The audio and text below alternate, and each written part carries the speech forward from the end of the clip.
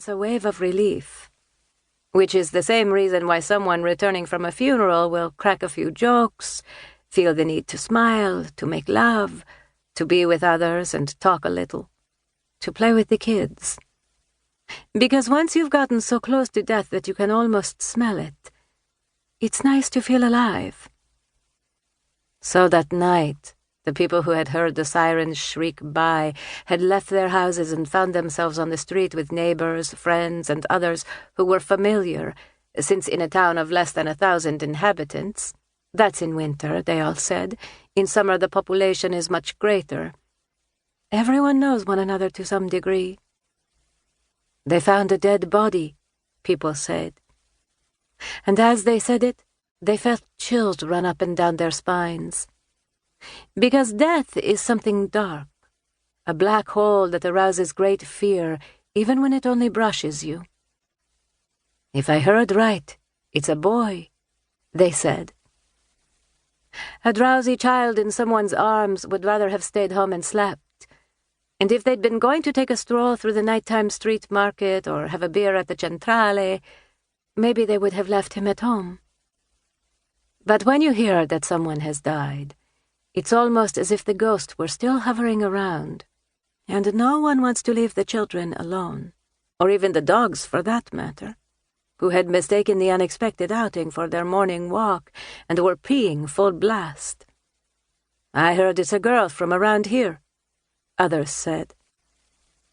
And then there's a long suspended moment. No sound, like a photograph. Enrico's profile outlined by the beam of his VW Beetle's round headlights. Maurizio and Betty entering the woods, approaching, being stopped by a policeman. My brother, sitting next to me, his jeans muddied with damp soil. When this long moment passes in which nothing seems to stir, like a snapshot left teetering on the brink of an abyss, a whole lot of things will happen. Terrible words will be spoken, because another person was killed not far from here, and soon other lives will be swallowed up by the secrets that this night will bring with it. Because you can't escape secrets.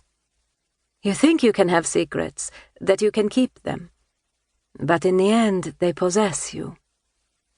Do they know who she is? They asked. And to think that it was such a lovely night, such an important summer. I was 25 years old. I had recently graduated without ever attending a class, and in the fall I was to leave that house, that town, that life made up of things always decided by others, never by me. That evening I had been to a party with Enrico.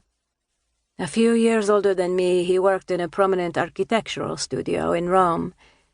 He wanted me to go away with him, at the end of the summer. There had been a time in our relationship when I was sure that things would go exactly that way. But that night, I had to tell him something that could change everything. It's Giancarlo's daughter, they said. They always said that.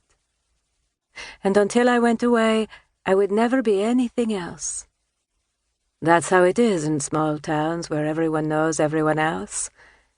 I, on the other hand, liked losing myself in a crowd, walking among strangers. Just try it in a town where if they see you taking a walk by yourself, they assume you're a bit odd. Some will surely say that's the reason why things went the way they did. Because it was odd. Because people need to console themselves when faced with death.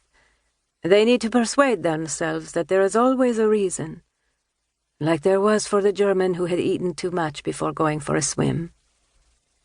People need to convince themselves that somehow or other, it's always the fault of the one who dies.